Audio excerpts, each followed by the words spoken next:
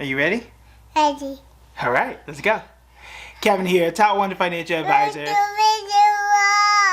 and best-selling author. We are here to talk about the stock market. Today, we need to talk about Tesla because Tesla used to be one of the best stocks out there. I think in 2020, it was up like 400 some odd percent.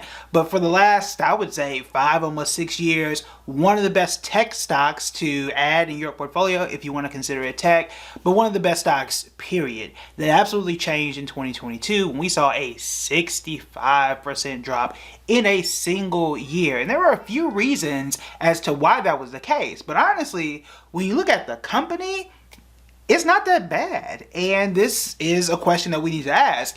Is Tesla now at a value? Does it make sense to buy Tesla or continue holding Tesla in 2023? So I have a few stats I think will interest you and at least give you a better sense of what is actually going on with Tesla and whether or not you want to make a decision to invest in Tesla yourself. So first thing, as I mentioned, 2022, it was down 65%. It was down there, one of the worst stocks out there, and we covered it as well. I was somebody who had a lot of Tesla. I definitely trimmed it down myself, but I am still holding for 2023. Now, here's the thing. They delivered 343,000 vehicles in 2022, which for them is a record. And correction here, that's 343 in the third quarter of 2022, which again is a record for Tesla. Now, we will see what the total number is for 2022 here in the next few weeks or so when they announce earnings and they'll tell us what they did for the entire year. But take a look here. Here's the number of deliveries they have done quarter over quarter, and you can see that it has been increasing. When we look at the fundamentals, which is again, what did you do? How much money are you making? They are doing exactly what you expect any company to do. Put out more stuff, make more money, and they have absolutely done that. But even look at net income. There's the money you have after you pay all the bills as a company.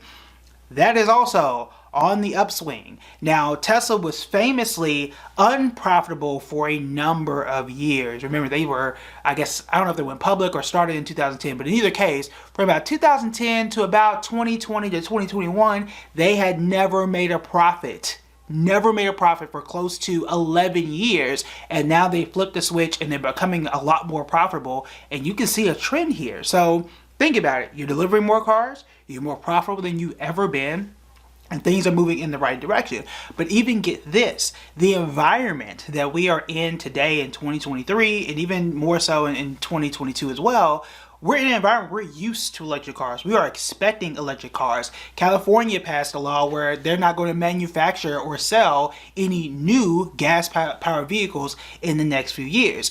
It's an expectation now. You can drive around long enough and start to see the electric charging stations at some stores and in some areas. It's becoming a thing. And also, part of that infrastructure bill was money to build new charging stations. So Tesla is already in the lead. I think last year they produced up to 900,000 vehicles, but they're not the only ones. We had talked earlier, about 3 or 4 weeks ago, about Ford catching up. Ford put out, I think it was 50,000 electric vehicles compared to 900,000 for Tesla.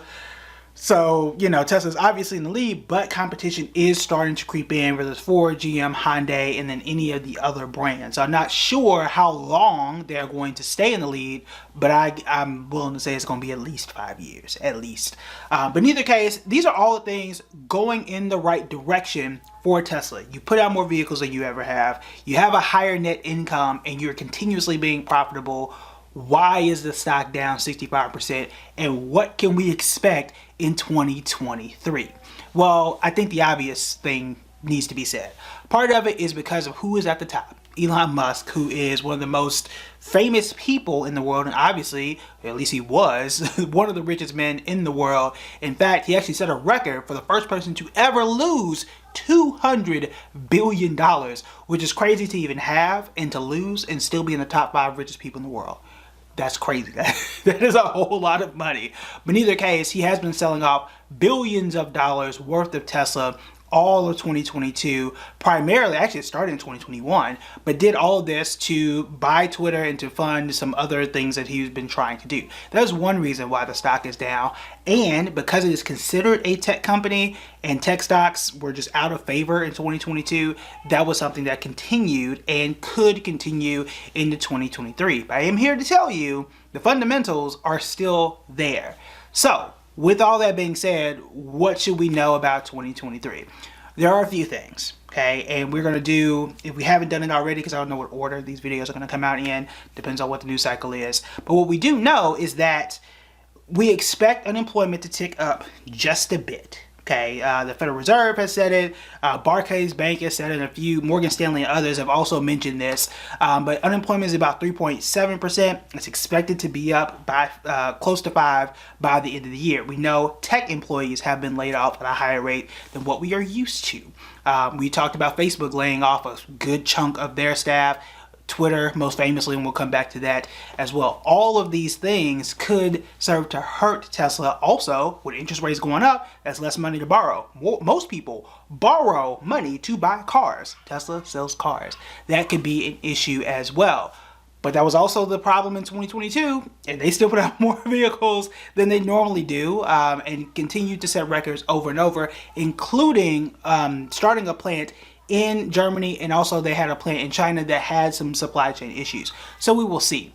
My position on Tesla right now, I do agree with most people who look at the actual numbers of the company and say, look, the business is healthy. The leadership is just really, it feels divided. I think that's what it is. Tesla is an emotional company. When people are excited about Elon Musk and what he's doing, the stock soars.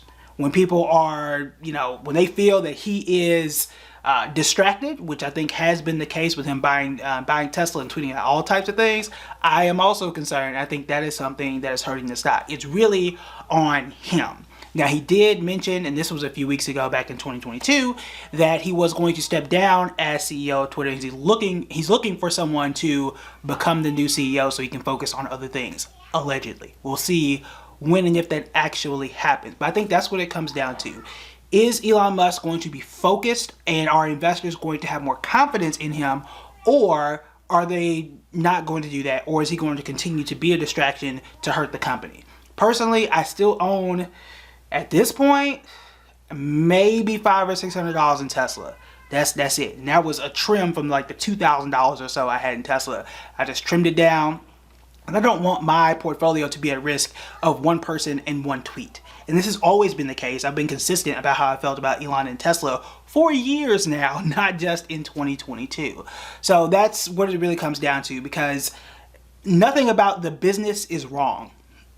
And there's been nothing about the business that has been wrong since like 2018. Like the company as a moneymaker and a producer of vehicles, they've been almost perfect. Not perfect, but almost perfect, and has a decent track record of doing so. The only thing stopping them is just the CEO, whether it's mouthing off illegally, where he's been sued by the SEC, Securities and Exchange Commission, or tweeting out random things or trying to buy companies that he really doesn't have that much expertise in. So that is what you have to decide. If you want to own Tesla, you've got to be ready for the bumps and bruises of whatever he puts out there.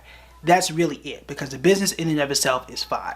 The other issue here, and this happens with any companies, and while I'm not a true fundamental investor, someone who only looks at the numbers and the income statements and all that kind of stuff, is because in times like this, technically Tesla should not have dropped at all in 2022. Fundamentally, because you made more money and people were buying your stuff more often than what they were previously, the stock should go up.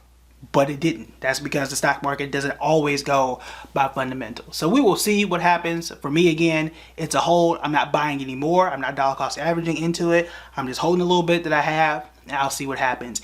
When and if Tesla starts to make traction, then I will consider, after enough time, I'll consider putting more money back into it. I'll also consider to put more money back into it when Elon Musk himself decides to buy back shares of Twitter, because we know that insider buying people who work there, like the CEO, chief marketing officer, board of directors, all of those people, when we start to see them buy, that is usually when stocks tend to move. And they have proven, study after study have shown us that when they start to buy, we start to see an 11% improvement from where they buy compared to what the average stock market does. So that's what I'll be waiting for Tesla, and we'll see what happens in 2023 with the stock. What's your informed opinion about Tesla? Because there are a lot of Elon fans that just say stuff.